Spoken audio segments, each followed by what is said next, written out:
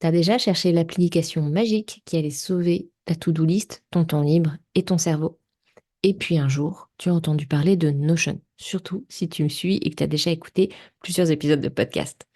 Sauf que Notion, c'est pas complètement simple et surtout, on fait beaucoup d'erreurs en l'utilisant quand on commence. Ça tombe bien, c'est de ça dont on va parler aujourd'hui. Bienvenue dans la Timonerie, le podcast où on parle gestion du temps, organisation et productivité pour les entrepreneurs soucieuses de leur écologie personnelle. Je suis Cécile et j'aide les entrepreneurs et les femmes qui ont des projets à mettre en place leur système d'organisation sur mesure et à se libérer du temps et de l'espace mental, à travers des formations, des accompagnements ou directement dans leur entreprise en tant qu'online business manager. La timonerie sur un bateau, c'est le lieu qui abrite les instruments et appareils de navigation. Et ce que je veux avec ce podcast, c'est te donner des outils, conseils et partage d'expériences concrets pour avancer efficacement et sereinement vers tes objectifs, tout en respectant tes aspirations et ton mode de fonctionnement, loin des contraintes et des règles du jeu imposées par les injonctions extérieures.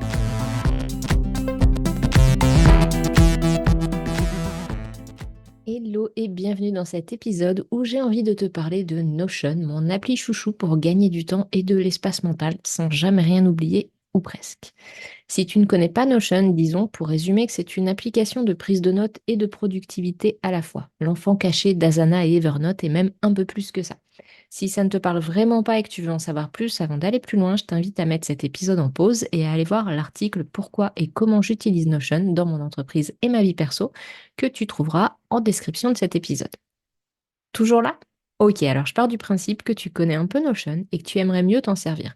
Je ne vais pas te faire de tutoriel par audio, ce serait un peu compliqué, mais si c'est ça que tu cherches, j'ai une formation complète et gratuite, pleine de tutos pour dompter toutes les fonctionnalités de cet outil incroyable, mais un peu complexe qu'est Notion. Elle s'appelle Dompte Notion et tu trouveras également le lien en description de l'épisode. Aujourd'hui, je vais donc te parler de 10 erreurs hyper fréquentes que tu fais probablement avec Notion. Première erreur, ne pas réfléchir en amont au système dont tu as besoin. C'est hyper important avec Notion de savoir ce que tu veux faire avant de te lancer, car c'est une page blanche à la base, donc tu peux tout faire, contrairement à certains outils très cadrés et un peu rigides parfois.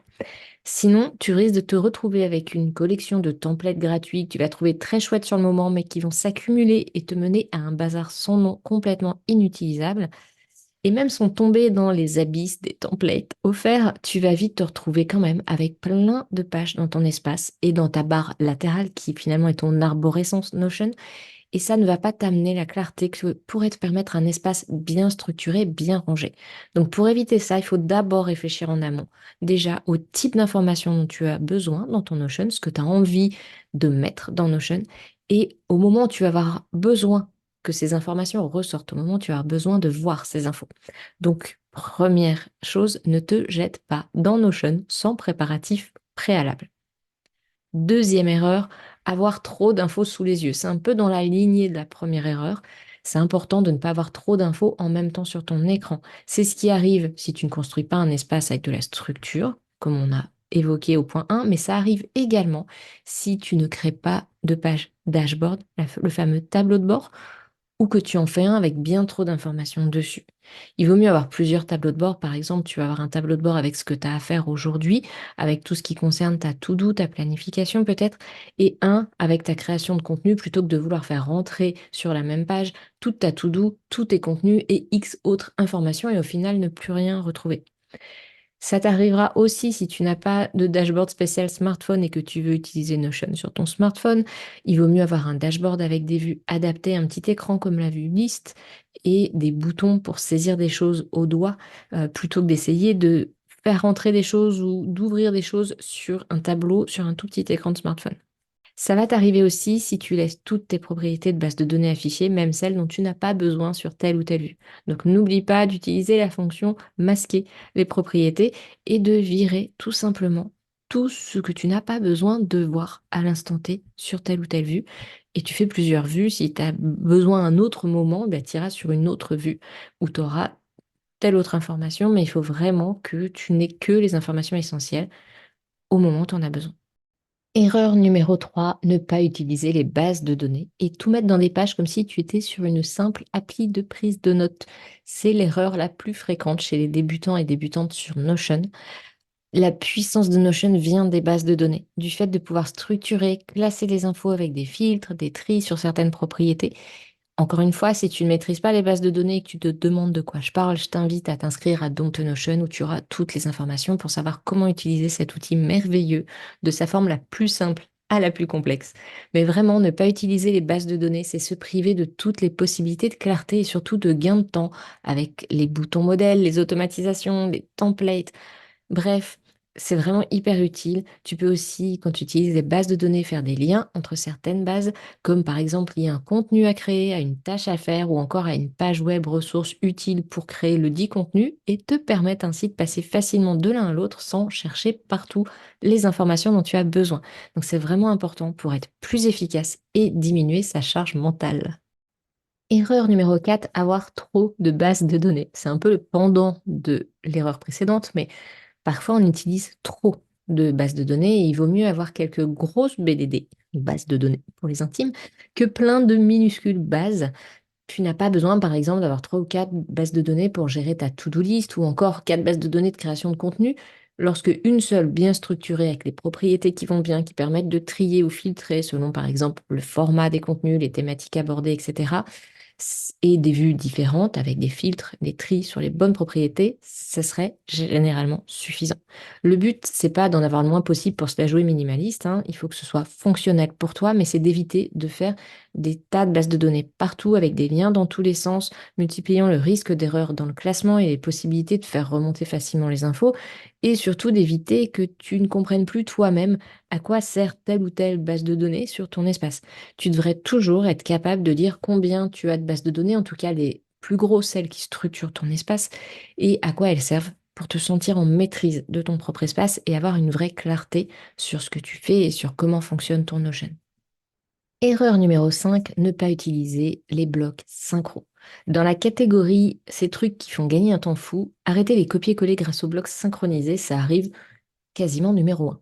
Si tu veux voir les mêmes informations à deux endroits différents ou plus, que ce soit du texte, des images et même des vues de base de données, mets-les dans un bloc synchronisé. Ainsi, quand tu vas modifier l'info d'un côté ou simplement même sa mise en page, ça va se modifier automatiquement de l'autre. Par exemple, j'utilise les blocs synchronisés pour mettre des extraits de ma méthode d'organisation que je transmets à mes clients.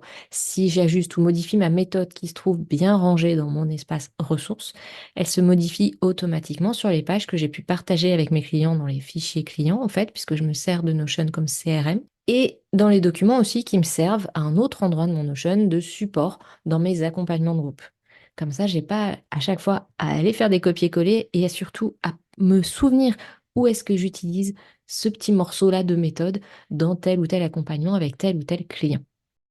Dans le genre gain de temps, on arrive à l'erreur numéro 6, tout refaire après une erreur, justement. Alors ça arrive hein, de modifier des choses, voire même de les supprimer volontairement ou non, et de vouloir revenir en arrière. Et parfois, la touche CTRL Z ou commande Z, ou l'option annuler la dernière action ne donne pas les effets escomptés. Alors avant de tout refaire ou d'aller chercher une corde pour te pendre, pense à checker la base. Tu as supprimé une page, la fonction restaurer marche très bien. Et pense également à aller voir l'historique de ta page dans les paramètres, dans les trois petits points en haut à droite de ton écran. Tu peux restaurer une ancienne version. Tu as 7 jours d'historique restaurable avec le forfait gratuit et même plus avec les forfaits payants. Donc ça ne résout pas toutes les fausses manips, mais commence quand même toujours par là. Erreur numéro 7, ne pas utiliser Save to Notion. Save to Notion, c'est un plugin pour ton navigateur Internet qui te permet d'aller ajouter dans tes bases de données les informations que tu croises sur le web.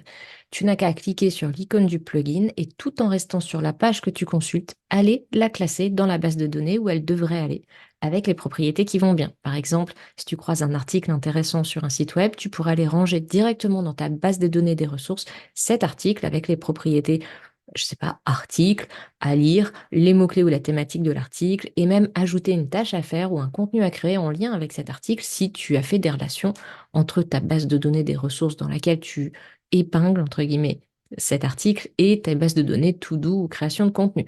Tu peux aussi ajouter tout ou partie du contenu de la page que tu épingles directement dans ta base de données.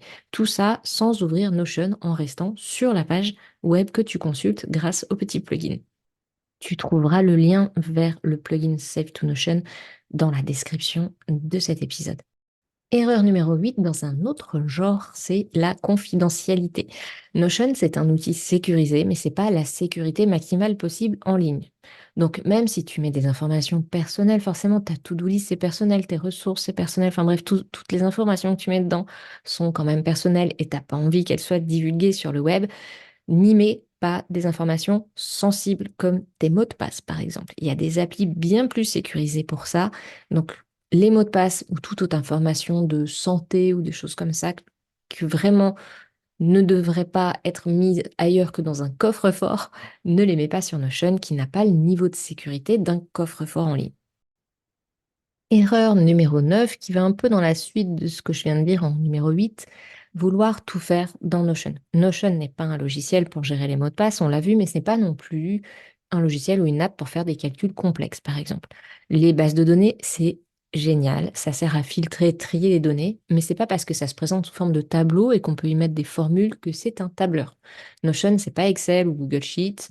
Si tu veux gérer des éléments chiffrés du type ta comptabilité sur Notion, tu vas galérer et perdre beaucoup de temps, à moins de trouver un template sur lequel quelqu'un d'autre a galéré et perdu beaucoup de temps à ta place et qui correspond vraiment à ce que tu cherches. Mais sinon, ça va être compliqué. Et oublie les calculs de pourcentage qui se font sur la somme de plusieurs lignes. Par exemple, si tu crées un tableau avec chaque mois le chiffre d'affaires généré par chacune de tes offres, tu vas pas pouvoir facilement faire le calcul du pourcentage de chiffre d'affaires généré annuellement par chaque offre parce que par défaut, le calcul en bas du tableau, ça va te faire des moyennes de pourcentage. Et c'est pas quelque chose de très juste d'un point de vue mathématique. Alors je dis pas que c'est pas possible d'arriver à tes fins, notamment avec plusieurs bases de données et quelques formules, mais franchement, je trouve ça quand même plus simple de faire un tableau Excel ou Google Sheet avec une ligne totale en bas qui fait les calculs juste à l'aide d'une bête formule toute simple dans une seule case. Et après, tu peux intégrer une vue de ce tableur dans ton espace Notion pour la voir quand même dans Notion, notamment si c'est Google Sheets, il y a des intégrations qui marchent très bien. Mais vraiment, si tu veux faire des calculs et derrière de chouettes graphiques en toute simplicité, bah, prends un tableur, c'est fait pour ça. Erreur numéro 10, croire que Notion va te rendre plus organisé, voire plus riche. Alors, bien sûr, Notion va te servir de second cerveau, te permettre de vider ta tête et déposer tes idées et tes tâches à faire, par exemple. Et avec les bons réglages, il va te mettre sous les yeux les infos dont tu as besoin, quand tu en as besoin, sous l'apparence dont tu as besoin. Donc, tu vas gagner du temps et de l'espace mental. Mais déjà, ça demande que tu te poses et que tu organises un peu les informations pour construire l'espace Notion qui te correspond et qui fonctionne bien pour toi. Donc, tu mets de l'ordre dans ton premier cerveau avant de pouvoir construire le deuxième. C'est pas une baguette magique qui va te rendre organisé du jour au lendemain ou s'organiser à ta place. Et une fois en place, tu vas probablement te sentir plus sereine, avoir plus de temps, plus d'espace mental, plus de structure, plus d'énergie, bref, plus de ces ressources dont tu as besoin pour développer ta boîte. Mais c'est pas ça qui va faire apparaître des clients de manière magique. Ce qui marche pour trouver des clients, c'est de faire pro, c'est d'avoir de la visibilité et ensuite de convertir grâce notamment à des techniques, par exemple, de copywriting, etc., etc. Donc non, Notion, même utilisé au maximum, ne va pas te rendre plus riche, comme on peut parfois le lire ici ou là. Voilà les 10 erreurs les plus fréquentes, celles que je vois généralement chez les clientes et clients que j'accompagne.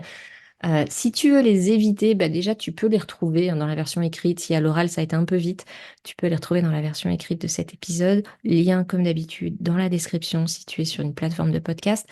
Et tu peux également, si tu veux aller plus loin et être accompagné, tu peux rejoindre Notion sur mesure, qui est donc ma formation, qui va t'aider à réfléchir au système dont tu as besoin et à le créer sur mesure, comme son nom l'indique, dans Notion, avec tout ce dont tu as besoin en termes d'organisation pour déposer aussi bien tes idées, ta création de contenu, tes fichiers clients, ta to-do list surtout, ta gestion de projet et toutes les informations, les ressources que tu croises en ligne et avoir à la fin un système qui fonctionne bien, où tout est bien relié, bien clair, bien rangé et te permettre ainsi de te libérer de l'espace mental parce que ton espace Notion va vraiment te servir de second cerveau et gagner du temps également, bien entendu. Si tu veux aller encore plus vite, tu peux également acheter mon méga template pour ne pas les collectionner. C'est une bonne façon de faire qui reprend tous les templates dont tu peux avoir besoin en tant que créatrice de contenu et entrepreneur. Et ils sont déjà tous ensemble, tous reliés, et tu as même des petites vidéos pour t'aider à les prendre en main. Je te mets tout ça sous l'épisode, bien entendu, et je te souhaite dans tous les cas une belle aventure avec Notion.